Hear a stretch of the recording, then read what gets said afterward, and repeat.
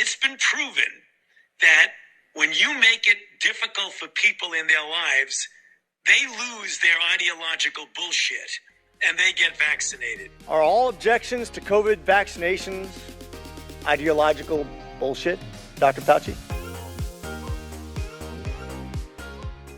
Congressman Rich McCormick had some questions for Anthony Fauci. Now, who is Rich McCormick? Rich McCormick is a congressman from Georgia.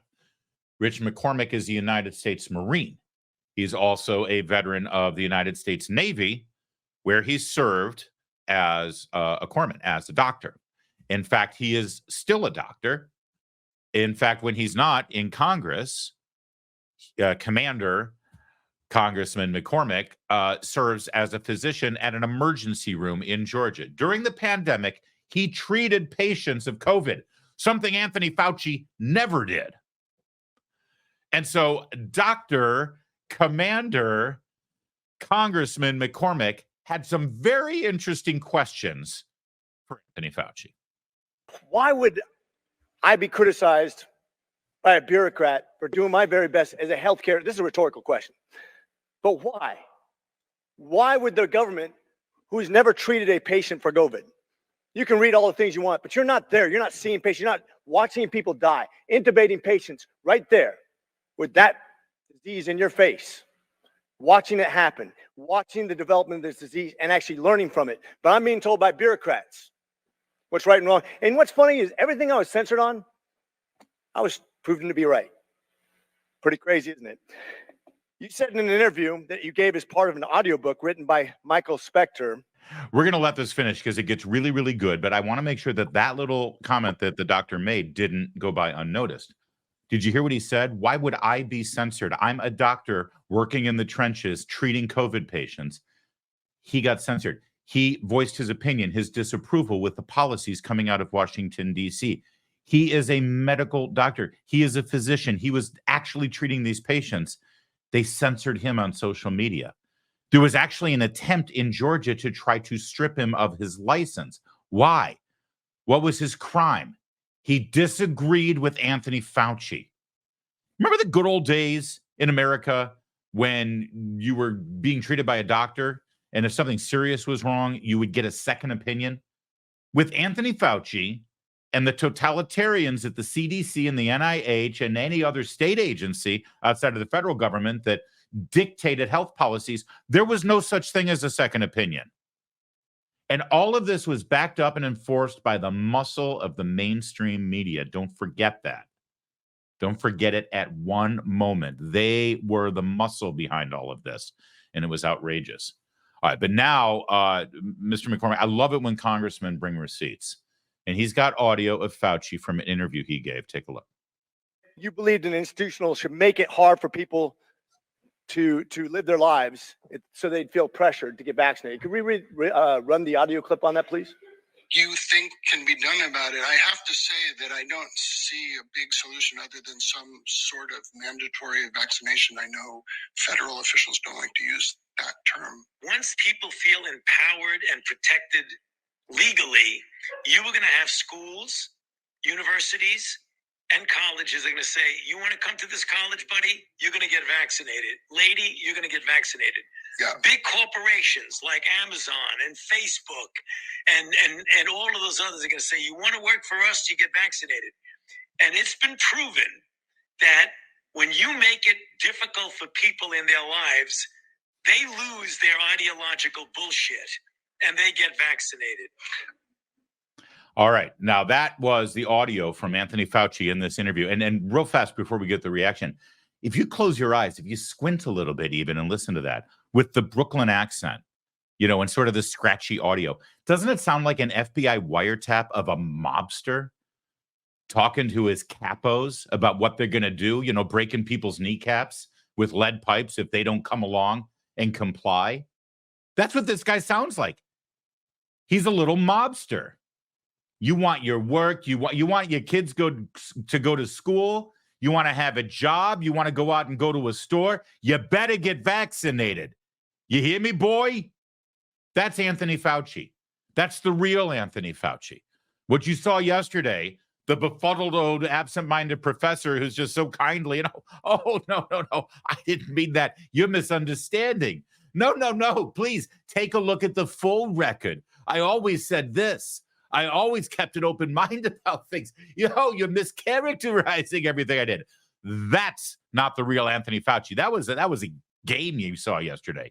That was somebody cosplaying a kindly old Italian dude. No. What you just heard was Fauci. They're going to drop their ideological shit and they're going to get vaccinated or else they'll get kicked out of society. And I want to remind you that every single federal employee, including Anthony Fauci, they take an oath. And their oath is not to cram their policies down the American people's throats against their will. Their oath is to protect and defend the Constitution of the United States. But Anthony Fauci, he paid no attention. He doesn't care. He has a higher calling. And it's not medicine. It's not public health. His higher calling is Anthony Fauci's power. So take it away, Congressman McCormick. Thank you. Are all objections to COVID vaccinations ideological bullshit, Dr. Fauci? No, they're not, and Thank that's you. not what I was referring to. Well, in reference to making it hard for people to get education, traveling, working, I'd say it very much was in context. And I take great offense to this. Miss Allison Williams testified before this committee about losing her job because she sought an exemption for ESPN's vaccine mandate, which came from recommendations from bureaucrats like yourself.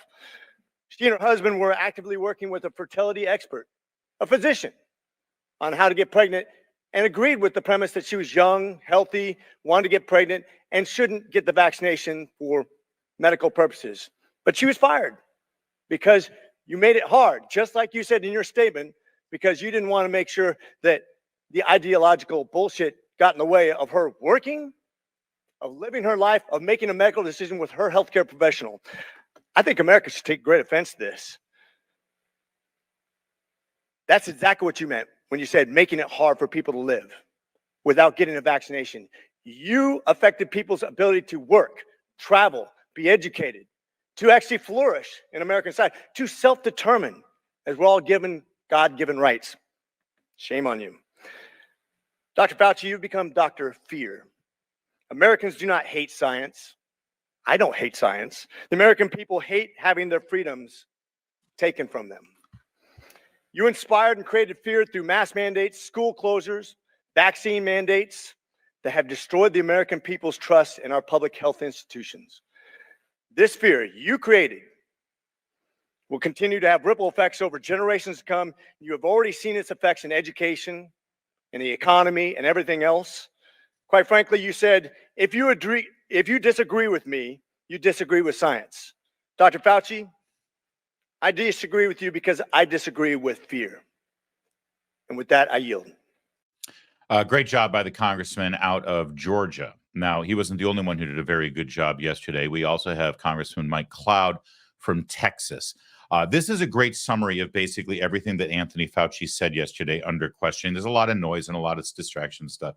But when you boil it down, Anthony Fauci doubled down on every single failed policy that he is responsible for, yet at the same time tried to deflect and make it appear as though he wasn't directly responsible for any of them. It's a hell of an act.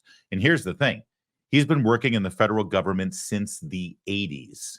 This is his skill set. Not virology, not immunization, not public health policy. His skill set is figuring out how to navigate through the federal government bureaucracies and legislative bodies by constantly getting accolades and applause and credit for stuff he doesn't do and deflecting blame for the stuff that he's ruined. That's the recipe for success in government work. And this is a perfect example of how he achieved it.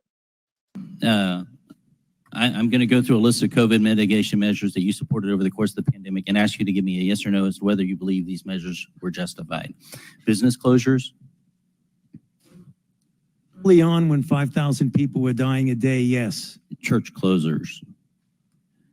Same thing. School closures. Again, Stay-at-home orders. These were important when we were trying to stop the tsunami of deaths that were occurring early on. How Early long on, you kept them going is debatable. mask mandates for adults, mask mandates for children, mask mandates for children under 5. And going back to what I said before, all of that is in the context of, at the time, 4 to Mask mandates for children 5,000 under people a 5, day there's were scientific dying. evidence for that. Excuse me? Mask mandates for children under 5, there's scientific evidence supporting that. There was no study that did masks on kids before. You couldn't do the study. You had to respond Right. to an epidemic that was killing 4 to 5,000 Americans per Vaccine day. mandates for employees, vaccine mandates for students, vaccine mandates for military. Vaccines save lives. It is very, very clear that vaccines have saved hundreds of thousands of Americans and millions. I'm not of debating. We're talking people about the worldwide. COVID-19. Did or do the vaccines, the COVID-19 vaccine, stop anyone from getting COVID? I answered that question to the chairman. Early on, it became clear that They did. no, actually, no. In the beginning, not. it clearly prevented infection in a certain percentage of people, but the durability of its ability to prevent infection was not long. It was measured in months. And they didn't stop you from spreading it either. Early on, it did if it prevented infection, but what became clear that it did not prevent transmission when the ability to prevent infection waned. So he's really a doctor in cover your. That's what he holds a license in, and I gotta say he's probably the best in the federal government of doing so. I mean, you got to admire it. You got to admire the audacious nature of it and his ability to cover his as he lies through his teeth and deflects any blame for anything. And when you start to challenge any of the policies, the only response is, well, we had 4,000 or 5,000 people dying a day, so of course it was a good thing to do. I mean, it's like saying, as soon as we had 4,000 or 5,000 people dying a day, it became clear that we had to outlaw anybody driving in a car anywhere in America. We just had to. But Dr. Fauci, there was no scientific basis for that. And keeping people from driving in their car anywhere they wanted to go had absolutely no bearing on whether the virus spread, anybody caught the virus, or anybody had any health ramifications from the virus. The two don't have anything to do with one another. Well, yes, but people were dying. What do you expect us to do? Oh, sure, after the fact, if you're a Monday morning quarterback, you could actually question our motives, but at the time, we did what we thought was best. And there you have it. All done, everyone. Wash your hands of it. Let's just move on from COVID-19, okay? Although we do want to keep all of the protocols we put in place for mail-in ballots and drop-off boxes and all that. We got to keep that, just in case, out of an abundance of caution. Please, Donald Trump, please promise that on your first day, you will create a full-blown, transparent investigation of everything at the CDC and the NIH and at the state level, every governor's decision-making process, who informed them, who advised them, who was in the room challenging those decisions. And Mr. Trump, you might not come out looking great. It may show that you actually wrongly believed people who you may have thought were right, but they were wrong and they were screwing you over. And you might not like that, Mr. Trump, but I'm telling you, sir, you will be a hero because it won't make you look good, because you will have to humbly stand up and say, I got this wrong too, because I listened to these idiots. But you have to understand how powerful that would be and how healing it would be, how cleansing it would be. And believe it or not, if we actually put some changes into effect for the future, the American people will actually gain trust again in our public health agencies, something we don't have anymore. We just don't.